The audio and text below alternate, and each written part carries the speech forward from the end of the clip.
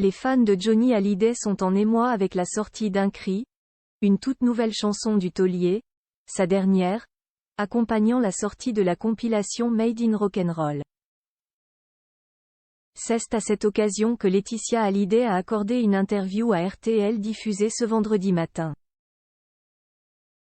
La veuve du rocker y a évoqué leurs 2 filles Jade et Joy qui sont confrontées au cyberharcèlement. Face aux critiques, les 2 jeunes femmes souffrent.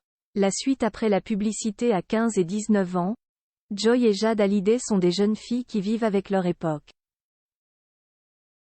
Les 2 filles de Johnny et Laetitia Hallyday, installées avec leur maman à Los Angeles, ont grandi avec les réseaux sociaux et les utilisent quasi quotidiennement. Une habitude qui n'est pas sans leur causer quelques soucis. Cible de virulentes attaques sur les réseaux sociaux, Jade et Joy Hallyday souffrent de ces commentaires difficiles à lire mais qu'elles ne peuvent malheureusement pas ignorer. Des mots qui les blessent profondément comme leur maman l'a fait savoir une nouvelle fois ce vendredi 17 novembre 2023 lors d'une interview diffusée sur RTL.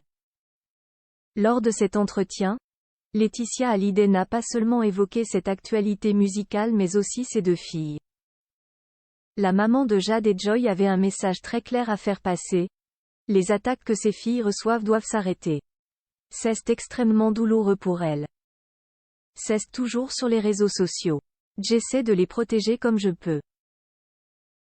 On en parle beaucoup. Elles sont touchées, très atteintes. C'est d'une violence. Ça dépasse l'entendement, a dans un premier temps déclaré Laetitia Hallyday.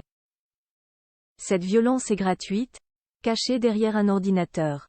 Avec des mots qui font mal, qui abîment, qui peuvent vous cabosser toute votre vie. Et de conclure, elles ont déjà vécu un deuil difficile, des histoires de famille compliquées sur la place publique. Et je suis toute seule à les élever. C'est pas facile, a ajouté la mère de famille qui ne cache pas sa détresse. Déterminée à ne pas laisser ses filles gérer seules les critiques gratuites dont elles font l'objet, Laetitia Hallyday avait sévi en début d'année. Alors que Kelly Vedovelli était allée trop loin sur le plateau de Touche pas à mon poste, C8, la veuve de Johnny n'avait pas tardé à répliquer en portant plainte.